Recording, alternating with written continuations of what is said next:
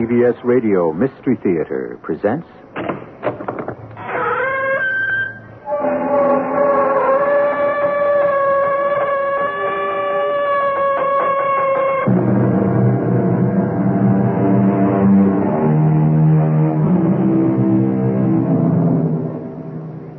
Come in. Welcome. I'm E.G. Marshall. The word tragedy is as old as the ancient Greeks. What is the essence of tragedy? It's a dramatic story told about potentially a noble person whose character is flawed by a single weakness. It's that weakness which causes him to break either some divine law or some moral prescript, the breaking of which leads inevitably to his downfall or destruction. Such is the story I'm about to tell you. I owe my life to you. You have strange gifts. Perhaps. And when you found the golden fleece... How can I find it now? I cannot see, half blinded by the snow. It's simple, Jason. Here, look into my eyes. What's happening? I can see. Radika, I can see.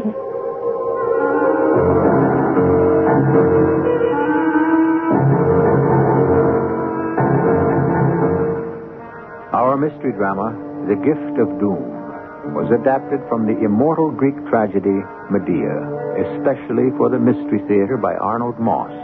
It stars Kim Hunter. It is sponsored in part by General Electric Citizen Band radios and True Value hardware stores. I'll be back shortly with Act One.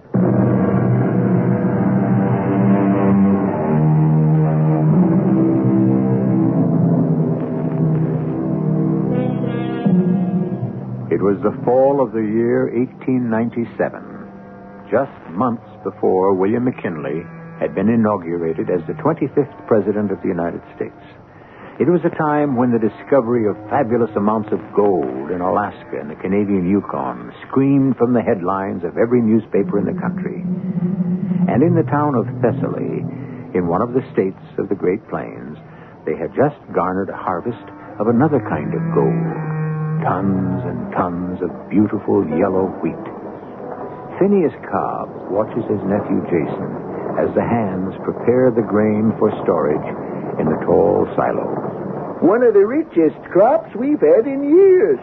Yeah, I predicted it way back in early June. And so you did, Uncle. So you did. Too bad your father's no longer here to see it, Jason. Would have given him no end of joy. We can't bring back the dead. That's true enough. Keep this up and you'll turn out to be a very rich young man. I may or I may not, Uncle Phineas. That's still in your hands. The farm and all that's with it go to you. When I can prove to my dear uncle's satisfaction that I'm responsible, mature, weren't those the words? You know your father's wish as well as I. When, in the sole judgment of my brother Phineas, my son Jason has proved himself mature in his decisions, established a responsibility in all his acts, then... And only then do all my earthly goods and properties pass on to him, my son. That's it, Jason. What must I do? Well, I've told you half a dozen times. Go prove yourself a man. Show the world you can stand up on your own 2 feet. And hold on to the small fortune your father tore from the earth by sweating out his heart. And your prescription for that proof? That's up to you. You've never raised a hand to help yourself. You no suggestions? Just possibly I do. Like what? You read the paper, same as I. Look at the headline here. Gold, gold, gold. The steamer Portland out of Klondike, bound for Seattle, passed through Puget Sound today with a ton or more of gold aboard her. Very interesting. A year or two along the Yukon River up in Alaska with all the hardships might be just the right medicine for you. Might come back a man. Or not come back at all, from what I've read. Those are the chances we all must take. And should I not come back, then all this land and property reverts to you. Not so, dear Uncle Phineas? It's in your father's will. How well I know. The Klondike, huh? Sounds enchanting. I just might go. And I might just surprise you, Uncle Phineas, in more ways than you would ever know.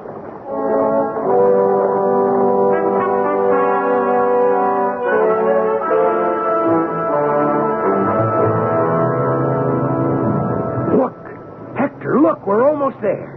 The fog at last is lifting, Jason. Oh, that must be the outline of the settlement at Skagway. The cold Alaskan shore where everything begins. We hope. I'm glad we two met back in Seattle. And I too, Jason. It's made the voyage on this great ship Argo almost bearable. I'll be glad to see the last of it. And smell the last of it. Tend to a cabin that was never meant for more than two. And all of them in search of the same thing. Gold. Like you, my good friend, Hector. And like you. We'll pray that Lady Luck will smile on us. That's all we'll need. That and the supplies to last at least a year. Between the two of us, we'll strike what we came looking for. There's something that tells me. Whatever happens, I can promise you that nothing in this world will ever stop me. Nothing, Hector. Hey, I guess that means we've arrived.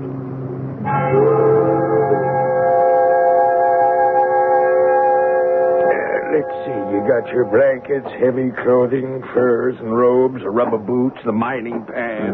The horses, pack equipment. Evaporated eggs and onions, flour, cornmeal, rice, and bacon. Tablets, coffee, lozenges, blocks of beef, and pemmican. There's nothing that we lack. Well, now, you lads can joke, but once you get out there, you'll find that it's no laughing matter. You take it from old Cannibal Joe. I know from sad experience. Yeah, but there's nothing like it. I'd still be out prospecting if my health had not run out. We weren't really joking, Joe. We know of the excitement or we wouldn't be here, and the danger. Like everyone, I guess we all keep dreaming of that great placer stream up in the sky where flakes of gold will glitter on the gravel bars and nuggets the size of birds' eggs will be scooped up by the handful. I like the way you talk, my boy. You have a feeling for what's out there. You said you'd show us maps. Oh, yes, and here they are. They're a little crude. I don't draw well. We're told the water route by riverboat. No. The winter freeze has started. You can't get through the ice. My advice is to take the Chilkoot Trail. This one right here? That's it. White Pass Trail until you come to Dead Horse Gulch and then on up to Summit Hill. Is that the border where Alaska ends and Canada begins? Oh, you're catching on, you two. And then down into the Tucci Valley, and then here you start pulling up the Klondike River till it meets the Yukon, and that's Rabbit Creek right here. That's where you'll find the place I stake my claim, the Golden Fleece. And you're welcome to it. The Golden Fleece. I hope we find it. Oh, you will. With help.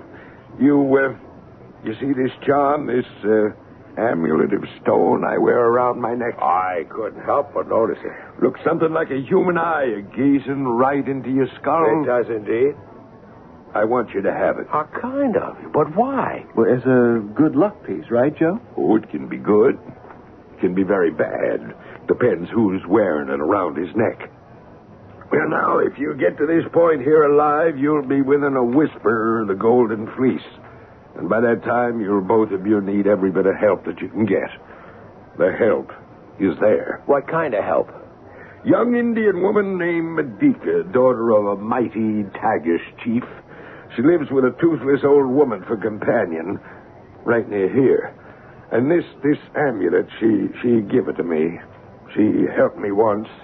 Might do the same for you. But how? How could she help? Well, that's something you'll find out. If you are lucky. If she likes you. But I warn you, Medica's something very special. Her own people are afraid of her. They call her Witch. Why, Joe? She has a strange and unknown power that no one can explain. So if you find her, bless your stars. But at the same time, watch your step, my lad. Just watch your step.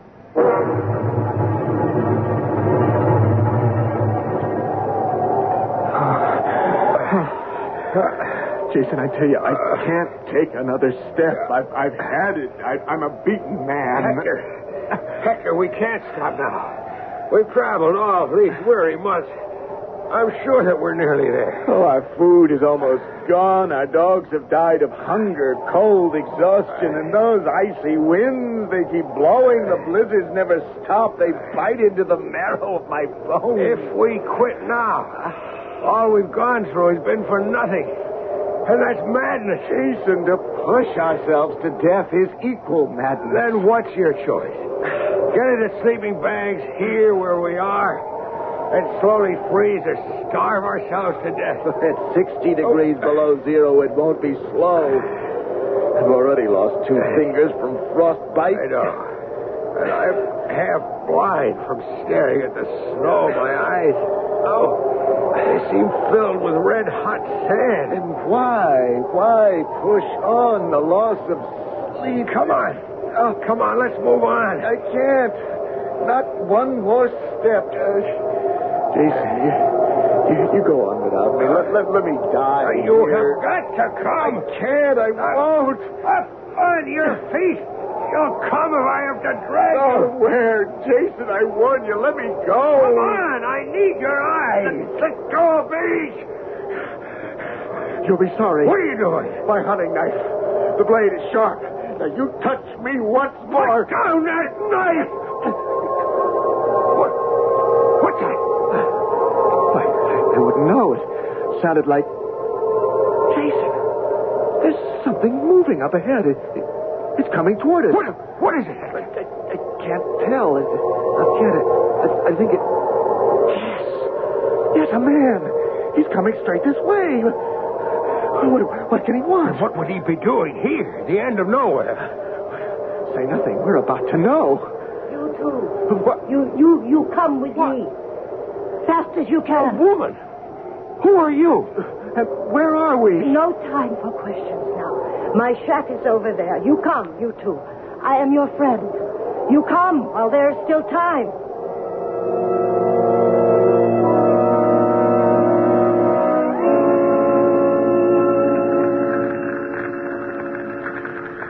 You're feeling better, Jason? Like one reborn. Watona, toss more wood onto the fire. I will, Medica. Watona's been with me since I was born. She can't do much, but I am loyal to her. I'm sorry for your friend. We did our best to save him. His wish to die was greater than his will to live. I know, Medica. And so you've trudged these many miles to find Joe's golden fleece. That, among other things.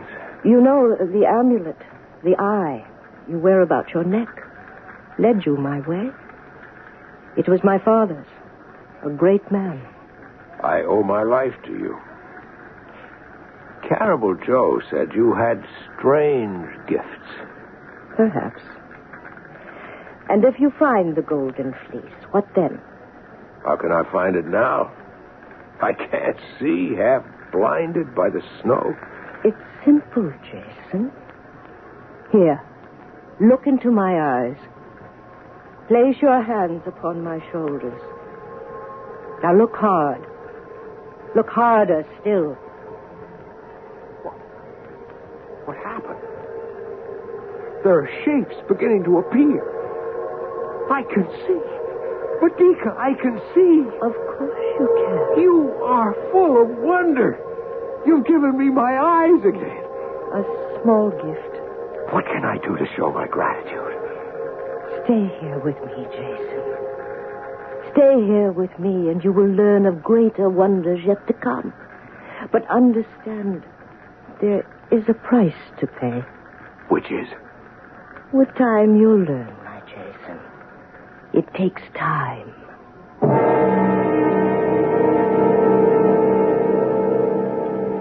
In the days that follow, Jason dips his mining pan into the shimmering waters of the sunlit creeks, rocks the gravel in his miner's cradle, always on the alert for the sparkle that spells gold. And as he does, he speculates on what further unexplainable wonders lie ahead for him in this bleak alien land, in the company of this strange woman.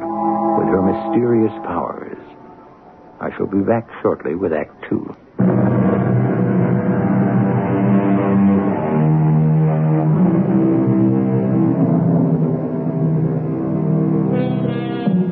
The stampede for the gold of Canada's Klondike some 80 years ago brought out the very worst in men. They came from every quarter of the earth, and those who managed to survive became like addicts who understand their sickness and can do nothing to control it. But Jason Cobb was the exception. Almost a year was passed, and aided by Medica's strange powers, he has found the claim known as the Golden Fleece, which has yielded its rich treasure to him. As he prepares for his return journey to the States, he listens to Medica. Why must you go, Jason? Why? I've had my fill of caribou and bear steaks. The moose hide pokes are bursting with my gold. It's time that I return to my own way of life. I'm going back to claim the land that's rightly mine. But you don't need that anymore. I mean to have it. Why? Because it's mine. And I am yours. Stay here. I don't belong here. I can't take up the Indian way of life. It's not for me. Am I for you? Of course. But at another time, maybe, or in another place, not here. Then take me with you, my beloved Jason. Take me. You know my way of life, so don't deny me a small taste of yours. You may not like it. If you are with me... There'd be problems. Problems? Well, the way the people think back there in Thessaly, you're an Indian woman from this frozen north, and I... We'll face what must be faced when that time comes. What happens to Watona? Old Watona. She comes with us. She'd die up here alone, but she will be no trouble. You know, it just might work. When Uncle Phineas sees you, can you imagine what he'll say or what he'll do? Your Uncle Phineas may not have too much to say or do, if that should be your wish. What does that mean, Medica? It means you must remember that I can do for you what no other woman on earth can do. You do remember. When do we leave to see your uncle in this town of Thessaly? Tell me, my Jason.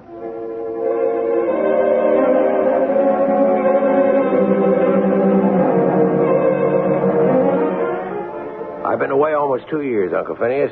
I've come to claim my property. I know you have. You and this wild creature you've brought with you. You'll speak with more respect. Medica is my wife. Your wife? This wild-looking thing dressed in her hides, laden with barbaric ornaments? Don't let him upset you, Jason. What I have endured these past 2 years, the hardships, the defeats, the agony, the sorrow, and then to know success and victory, all of this has made of me what you would call a man. And you call this acquisition your success? Calmly, Jason, calmly. I'm rich, Uncle. I am rich by any standard that you measure by. I've gold enough to purchase almost anything I desire. That's something. Still... Still what? By terms of your dead father's will, I still could hold the property you call yours. But you would not. Don't push me, Jason. It's just possible I might. You mean you keep from Jason the land that's rightly his? Depends what meaning you give to words like rightly. I see. You mean to cheat him? I mean to keep the things I have. My thing. Depends on your point of view. We have enough and more, dear Phineas Cobb, without what you propose to steal from Jason. And so, before we go, I wish for you to have a little gift. A gift? For me? This little amulet round my neck, hung on this chain of gold. It was my father's. That stone looks exactly like some human eye. What are you doing, Medica? I'd like you to have it, Uncle Phineas, here, around your neck, like this. No. Who are you? You're not a woman. You're some kind of a witch. What have you done to me with your black magic? My chest is being crushed. I can't breathe. I can't... Medica. Your uncle is dead. Now, take the amulet off his neck. So. What must we do? Do. The land's now yours. The gold is yours. And I am yours. Whatever else you'd like is yours. We must get out of here as fast as possible. They'll think it was a heart attack. I mean, we must leave Thessaly forever. Start life again some other place, where we're not known, where I can keep you hidden. Where's that? I must say it, where they won't know that you're... Yes, my Jason.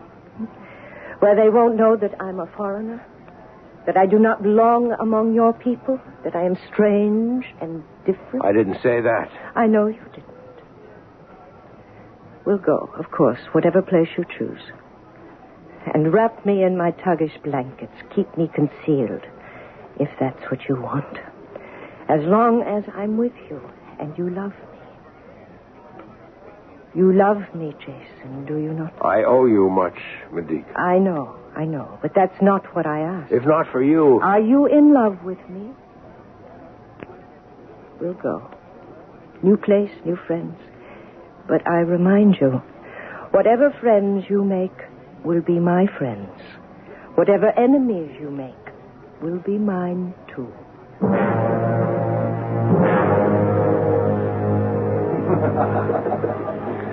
Here you are, Jason. Help yourself to a fresh cigar. Thank you.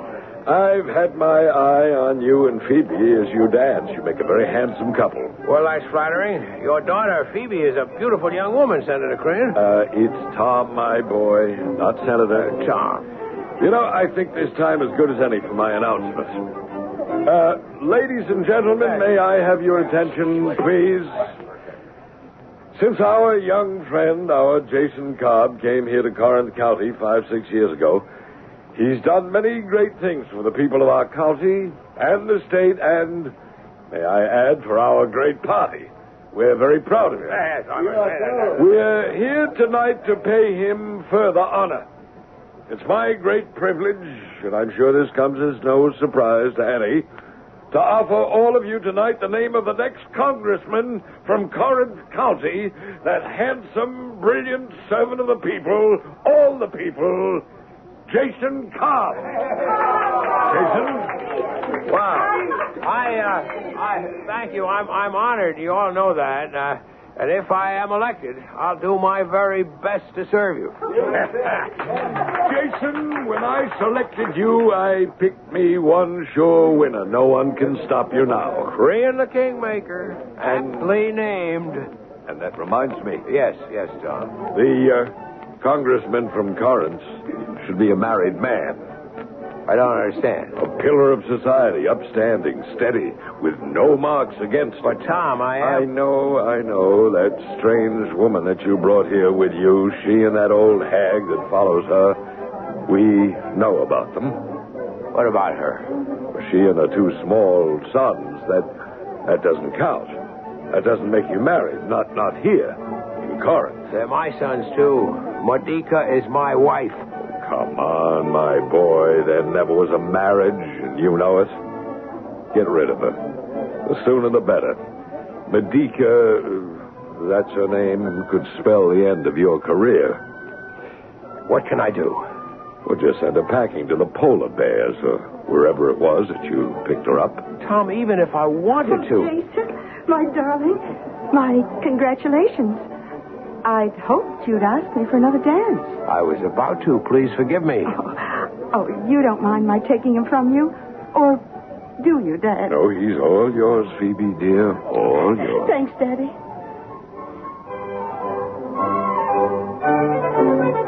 Oh, I can't tell you, Jason, how pleased I am for you. Thank you, Phoebe.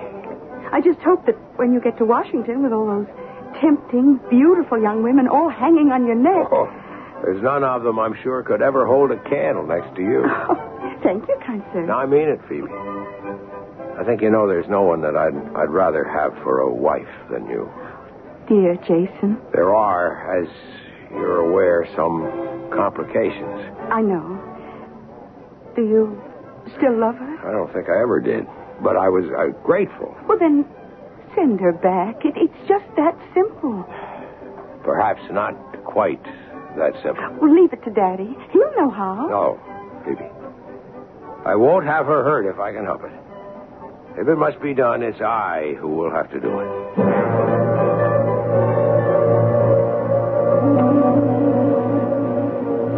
Oh, I'm glad you're home at last. The children missed you. Can I get you anything? Medica, I must speak with you. Of course. A glass of milk, some crackers? Please, listen to me. Now, I've tried in every way I know how to help you and the children. I've been generous with my money. I've given you what time I could in a career that's most demanding. I don't deny that. I won't beat about the bush. I'm Tom Crean's candidate for Congress, and I will be elected come November. But, Jason, that's so wonderful. I'm pleased. I cannot have you with me any longer. I'm moving fast into another world. You must return up north to where I found you and take Watona with you. You cannot mean what you're saying. Why, my Jason, why? You know as well as I do. You cannot be alone. You need my care. I won't be alone. Tom Crean's daughter, Phoebe, she's to be my wife. I don't believe what you're saying. There is no other way. What we have had up to this point was fine. But all good things sooner or later must come to their end. I cannot have you standing in my way. Old Phineas was right. You and your utter lack of manliness. Where is your shame? Shame for what? I saved your life. I gave you back your eyes. I cursed the day I did so. I followed you, and I destroyed whatever threatened you. My thanks, Medica. Your thanks? I've borne your children. Enough, Medica. Where shall I go? Home to my father's land? Home to the people I deserted and betrayed? The people that now loathe me?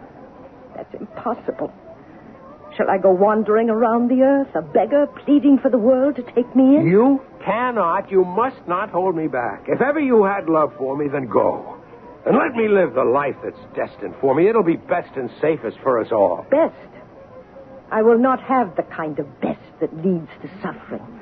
Nor will I take the kind of safety which only ends in sorrow. Why not recall the good things that we've had and go? Go where? We have no land, no home. I've told you that. There's no harbor to protect me and my sons. What a fool I was. My sons will not go with you. You leave here alone. Alone?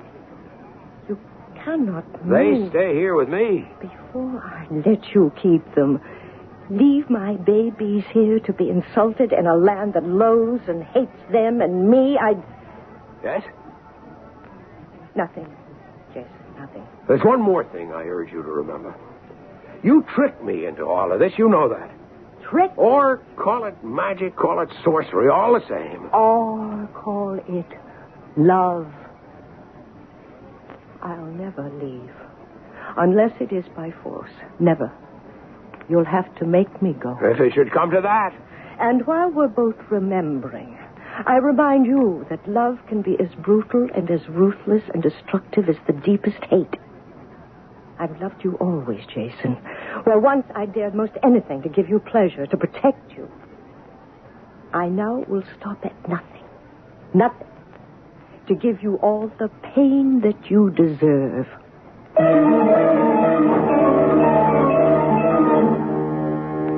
Hell hath no fury like a woman scorned. And when that woman is endowed with a supernatural power, her fury can become a blazing inferno of hatred. To what tragic end will Medica use her gift? I'll return shortly with Act 3.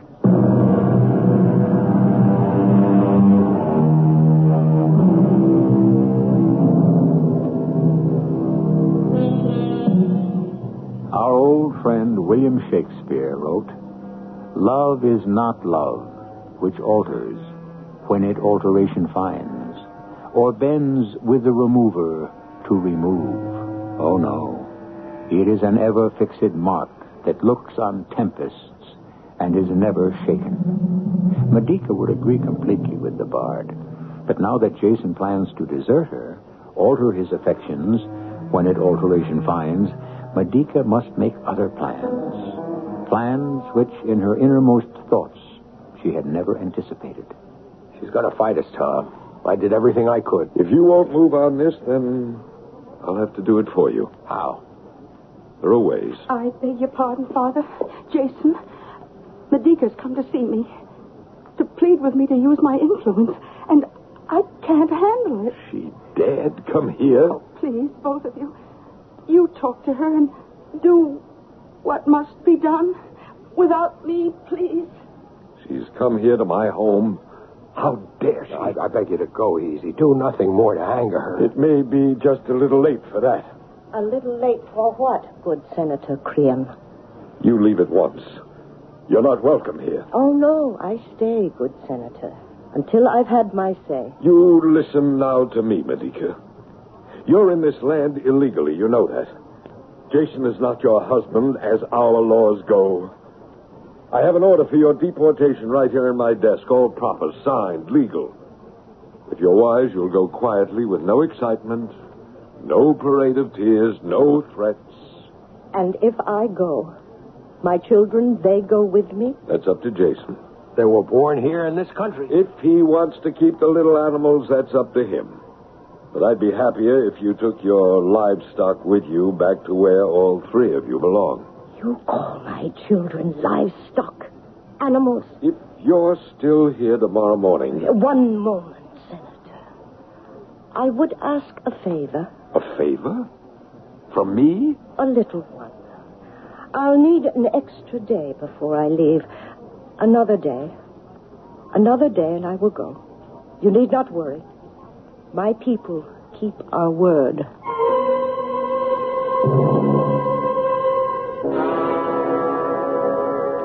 I have no choice, Watona, my old friend. It's clear what I must do. Get me the robe, the golden-colored robe that I've been making. Fold it neatly. Place it in the wooden chest. Be careful how you handle it. And then? I'm giving it away. That beautiful robe, you made it for yourself. I shall be generous. For generosity can be the flower of justice. And now I swear by earth, by holy light of the midnight sun, by the entire host of all our northern gods, by frozen waters of the icy sea, the blinding snows, the makers of the moon and stars, by all of them, I swear that I shall do what must be done. Nothing on this earth will stop me. Nothing.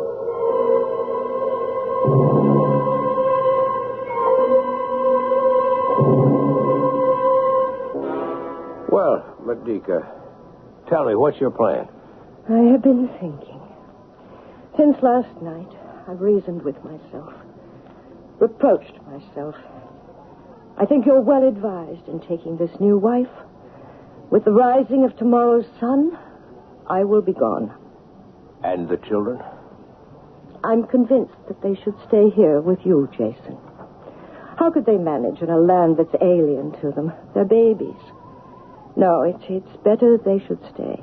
Understand. Your wife-to-be, this Phoebe, I would like her to know that I have no bitterness toward her, bear her no malice. I'm sending her a little gift in celebration of her coming marriage. A man can never read a woman's mind. What is this gift you're sending her? A dressing gown of gold threads, woven in an Indian design. I made it for myself some time ago. I never wore it. I will not need it now.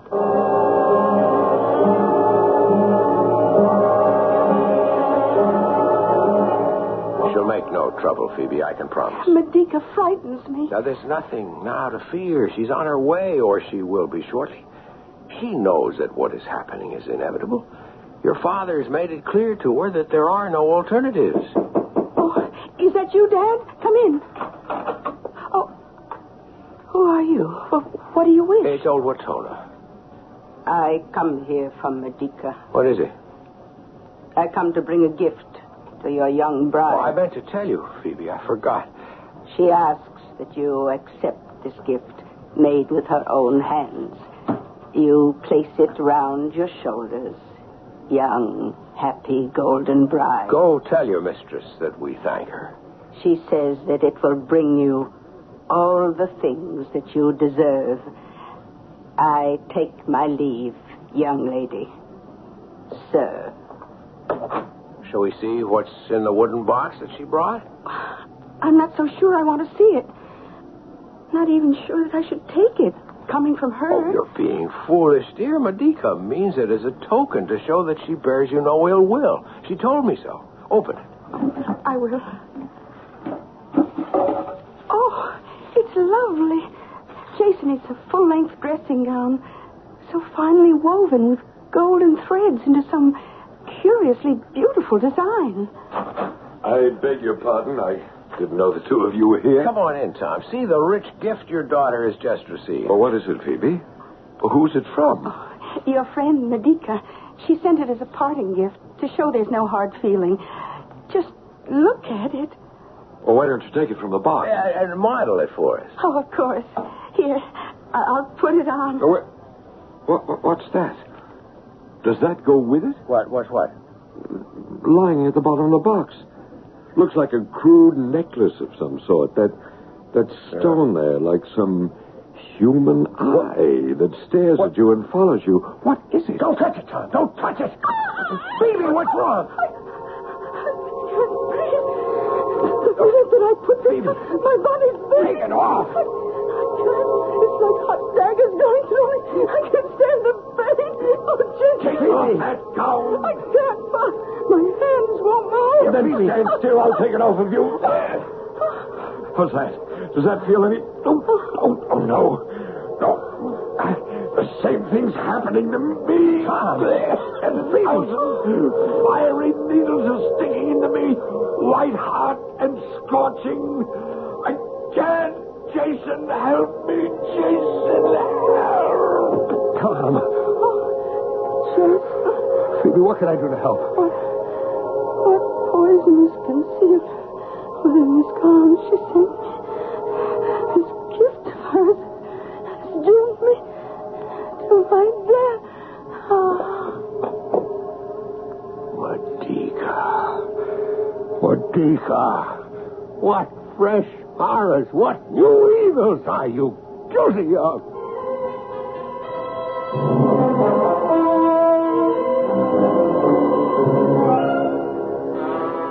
The father and the daughter both are dead, slain by the poison that you sent them. You have done well, Watona.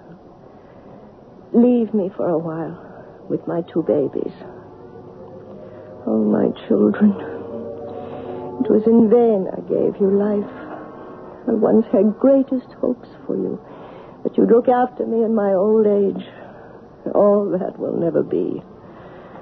Your father's seen to it that I depart from here in exile, leaving you both behind.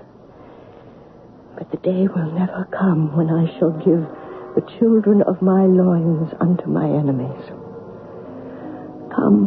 Come, give me your little hands, my babies. Let your mother kiss you. Oh, my darlings, how fresh and young your eyes look. How straight you stand, my little men. How good it is to hold you to my breast, to feel your soft young cheeks on mine, the warm sweetness of your baby breath. Oh, I love you both. I will not ever let them take you from me.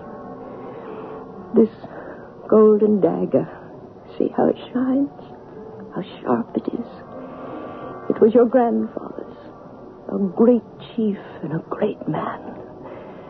This dagger will guarantee that you, my babes, will never leave me. Never leave your mother. Be brave and shut your eyes.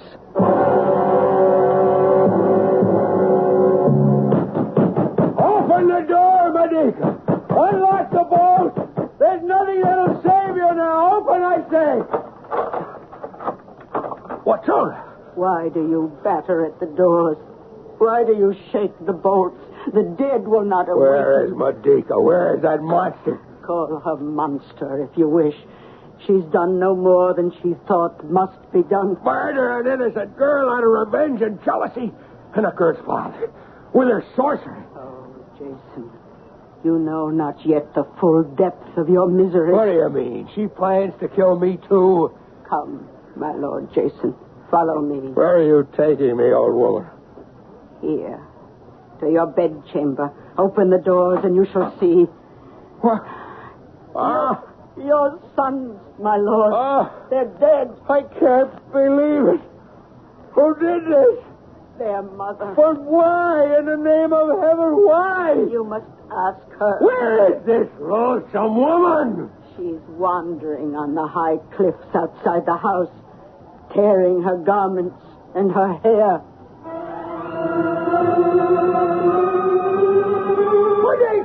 Patricia, listen to me. Don't come too close to me, Jason. I warn you, stay away from me. Your sons are dead because of what you did. I would not see them live despised and hated as I was. Call me a monster if you wish, for now I've torn your heart to pieces, just as you've torn mine. You fiend! Don't touch me, Jason. Keep your hands away. Look at the sea below, and the clear skies above, and the scattered soft white clouds. They all welcome me. You're insane. But I have not lost the gift of my great powers. I use them now for the last time. I am about to fly high over the seas, back to my place of birth. Not to the place we met, but back to join the spirit of my fathers, the gods of the midnight sun. Then jump and kill yourself. Spare me the trouble and the shame. Jump! Rid the world of all your evil. Farewell, my Jason. Remember me.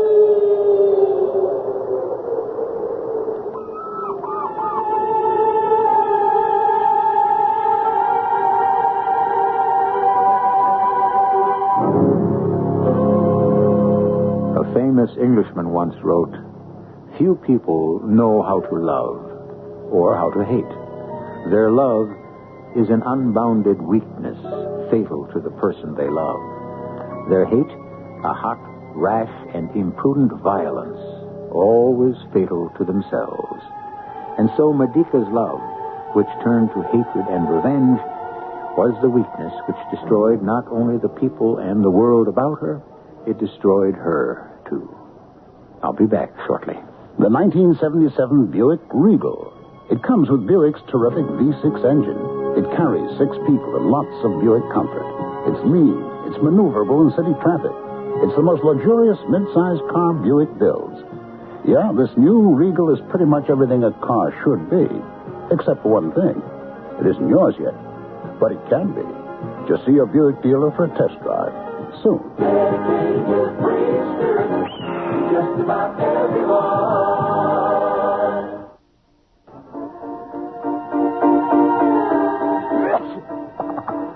Here in my hand is a little capsule. It's Contact. It contains enough cold medicine to help relieve cold symptoms caused by every known virus. Think about that the next time you're sick. Sneezing, dripping, all clogged up. Then let us help you with real medicine, like Contact. We're number 1 in the whole world. Give your cold to Contact. Real medicine for real cold. Take only as directed.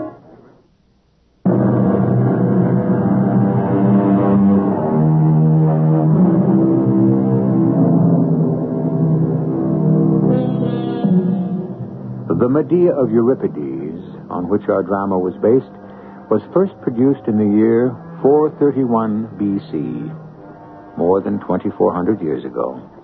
This study of a soul divided against itself was one of the first plays in all dramatic literature to turn the spotlight on some of the complexities of feminine human nature.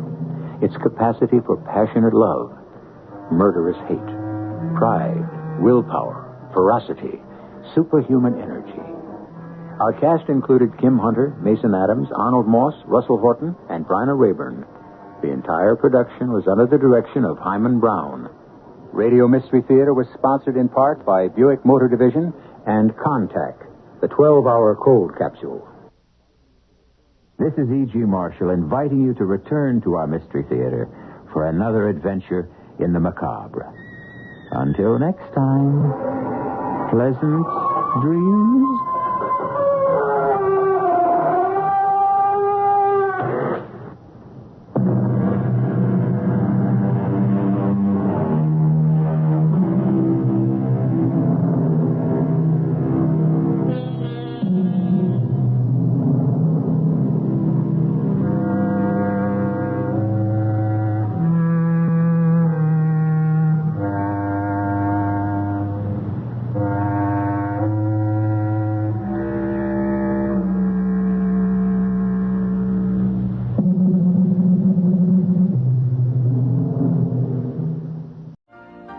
You've been listening to the OTR Gold Network.